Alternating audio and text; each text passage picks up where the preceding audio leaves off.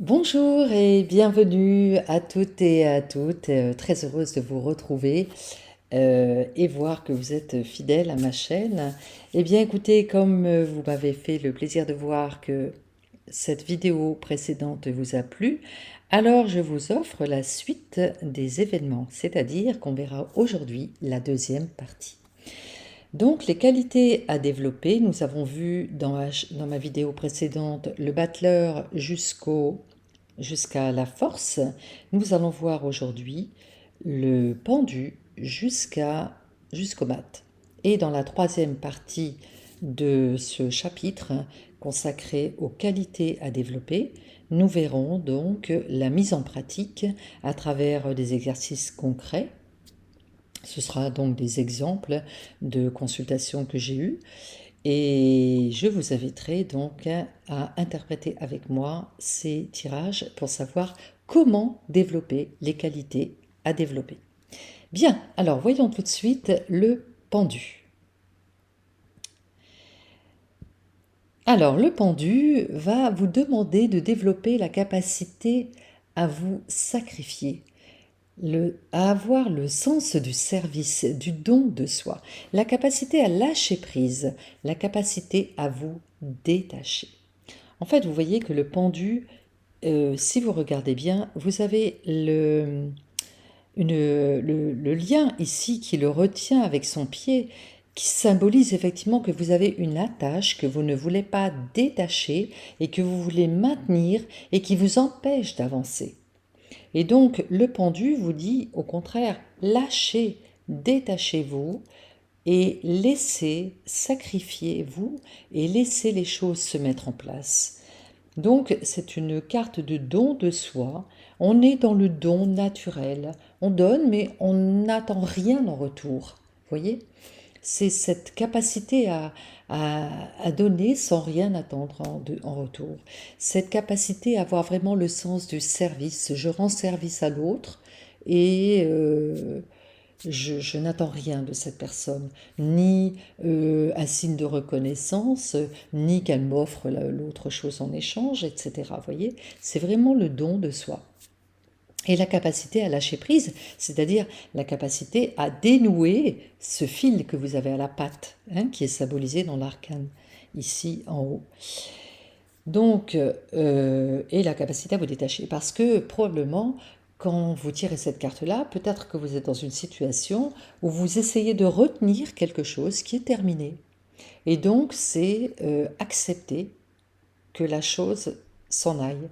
Alors ça peut être quelquefois un concubin, un conjoint, mais ça peut être quelquefois un travail que vous allez perdre, ça peut être quelquefois une croyance à laquelle vous tenez et qui pourtant n'est plus d'actualité. Vous voyez, ça peut être sur le plan psychique, ça peut être sur le plan physique, ça peut être sur le plan moral, etc. Vous voyez, donc c'est vraiment un travail de lâcher prise à faire ou un travail de détachement.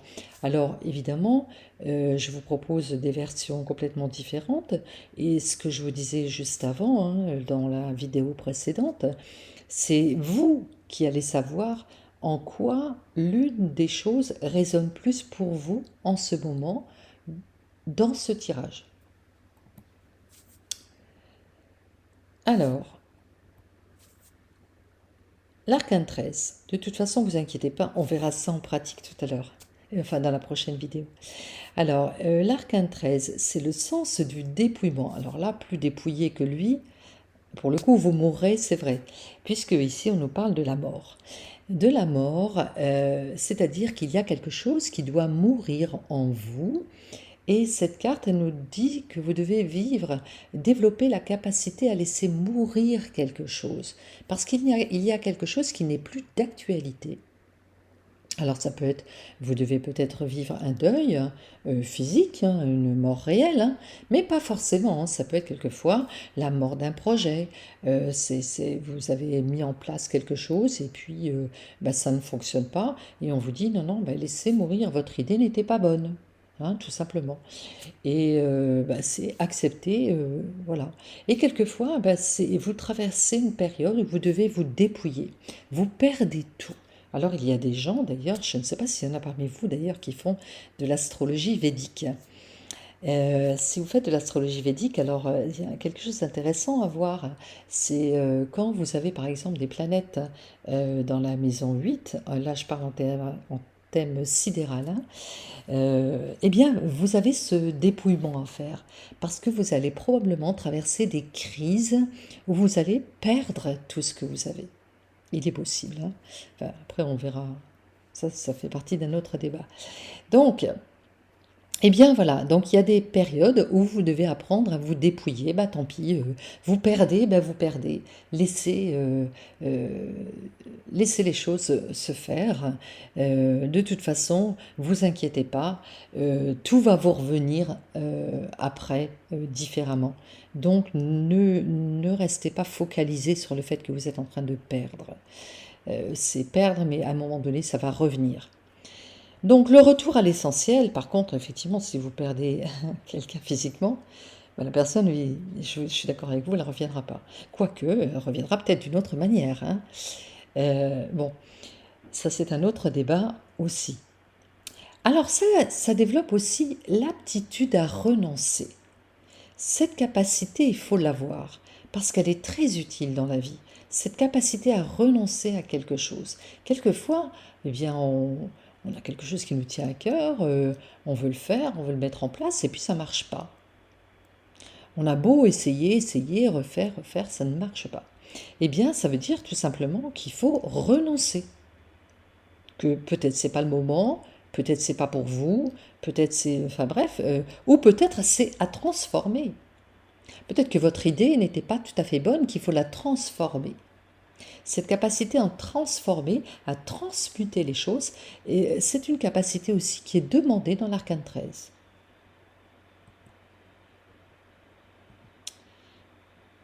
Alors, l'arcane suivante, la tempérance.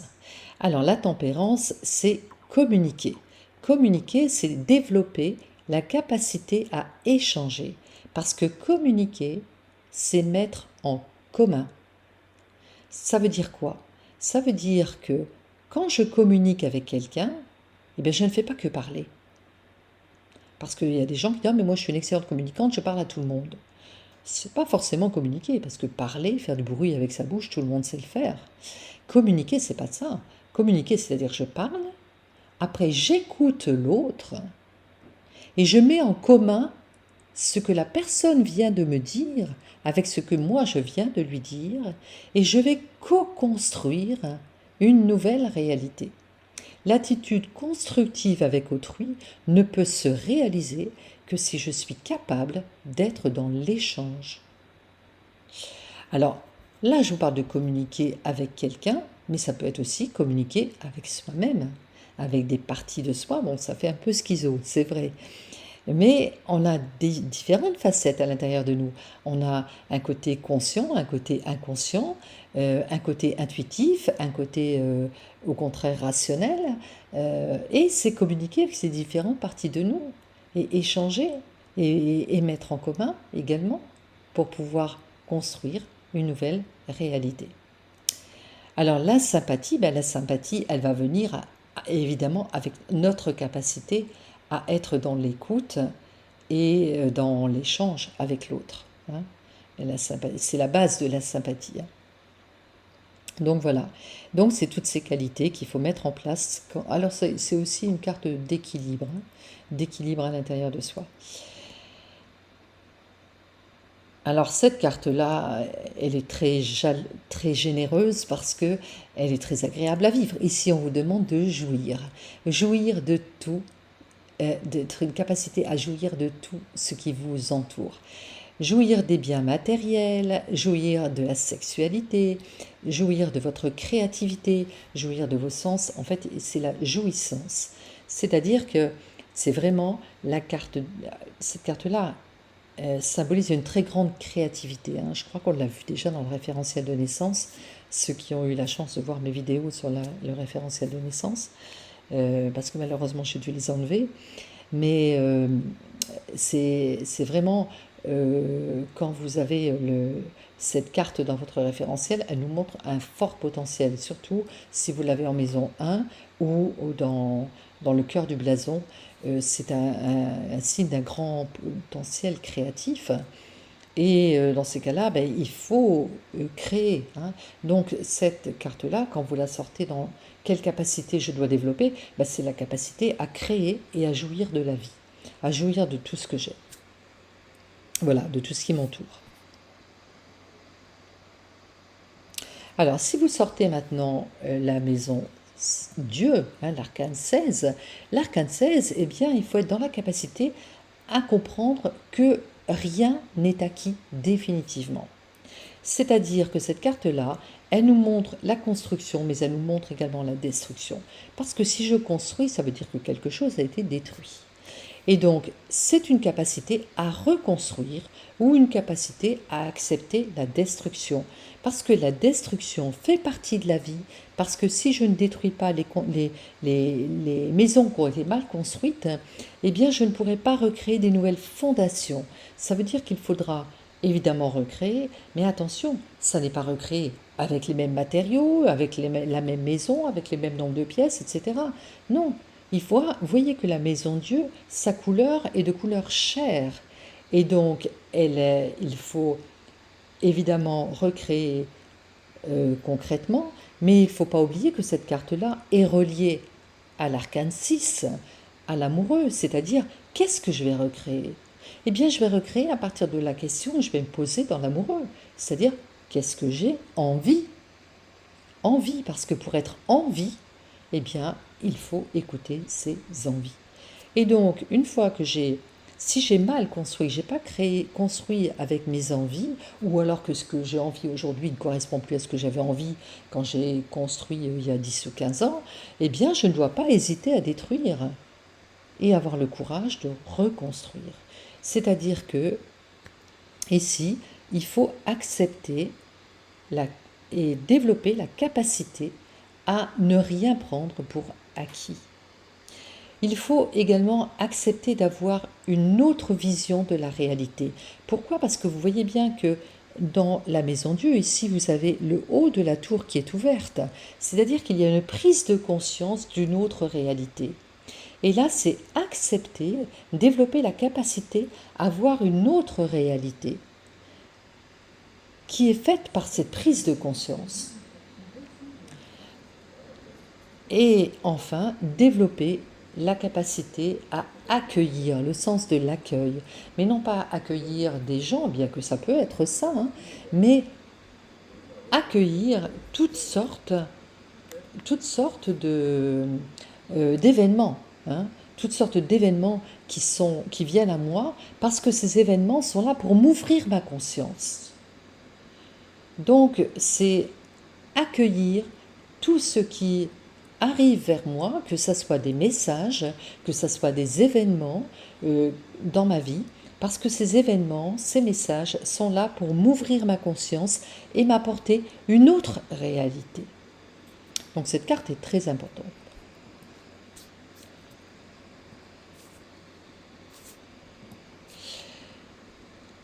L'étoile. Alors l'étoile, on voit que le personnage est nu. Donc il se montre à nu devant les gens. Pourquoi il se montre à nu? Parce qu'il a la capacité à se faire confiance, tout simplement. À faire confiance aux autres et à se faire confiance. Donc cette capacité à faire confiance et à se faire confiance, c'est ça qui vous est demandé à travers l'arcane 17. L'autre réalité de l'arcane 17, c'est le sens de la beauté et la valeur du cœur.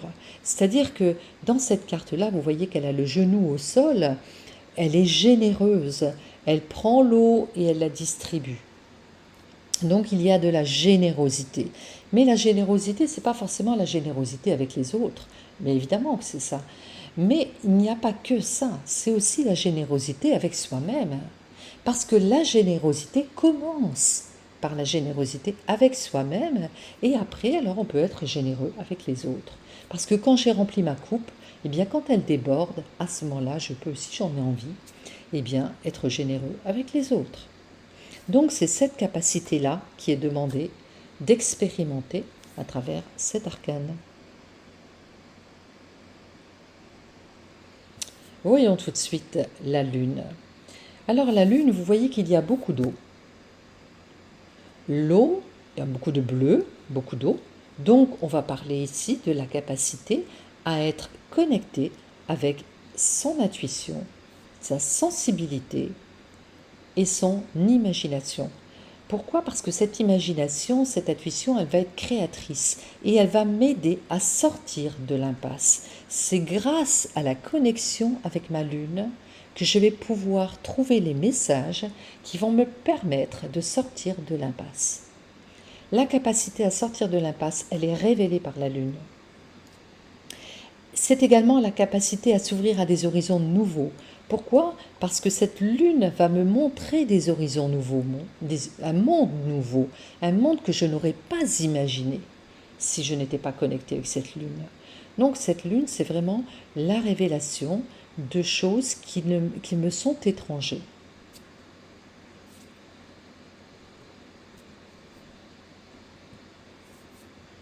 Donc autant avec la lune, je suis dans l'inconscient, autant avec le soleil, je suis dans le conscient. Donc là, je suis plutôt, on me demande plutôt d'être connecté avec ma capacité à créer, ma capacité à être authentique, à être sincère. Il n'y a pas de calcul dans le soleil. Le soleil, vous voyez, les deux personnages sont de la même hauteur, donc ils se parlent d'égal à égal. Et voyez comme ils se touchent et comme ils sont nus également. Donc ils se montrent aussi, comme dans l'étoile, ils se montrent aussi tels qu'ils sont. Hein, ils ne jouent pas un personnage. C'est un amour authentique, c'est de la joie authentique. Et quand on a cette capacité à ressentir cette joie d'être humain et d'être authentique. Et c'est dans cette authenticité de rapport avec l'autre que je vais m'enrichir et que je vais pouvoir créer, peut-être même co-créer d'ailleurs.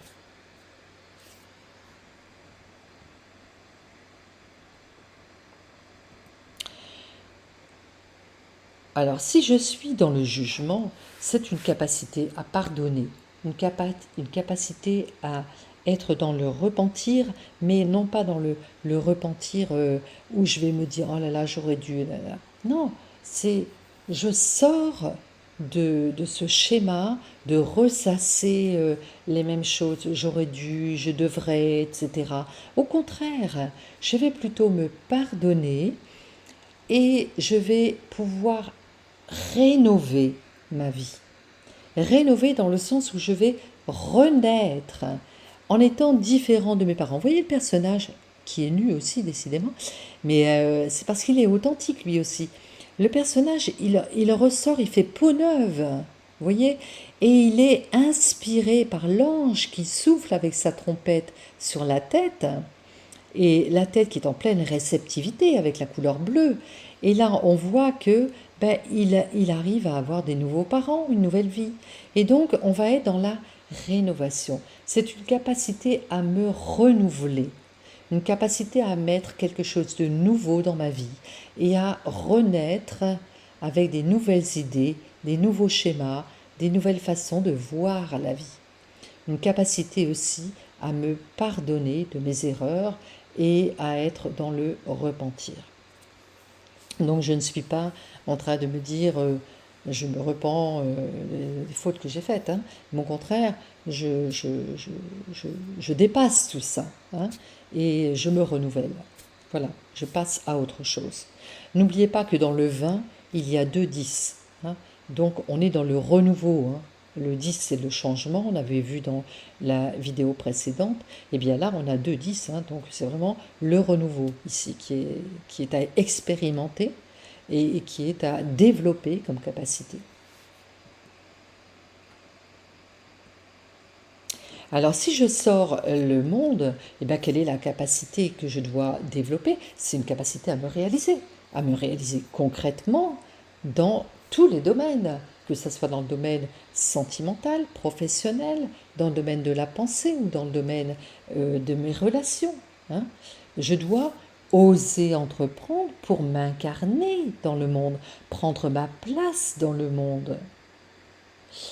Donc ici, ce qui est demandé, c'est cette capacité-là. Ce qui est demandé aussi, c'est de me perfectionner. C'est-à-dire que avec le battleur, j'ai ébauché un tableau, et bien ici, dans le monde, je dois terminer mon tableau. Hein.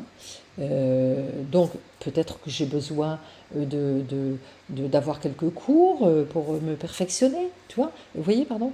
Et donc ici, il faut développer le sens de la perfection, c'est-à-dire pouvoir terminer mon œuvre, hein, euh, terminer mes expérimentations.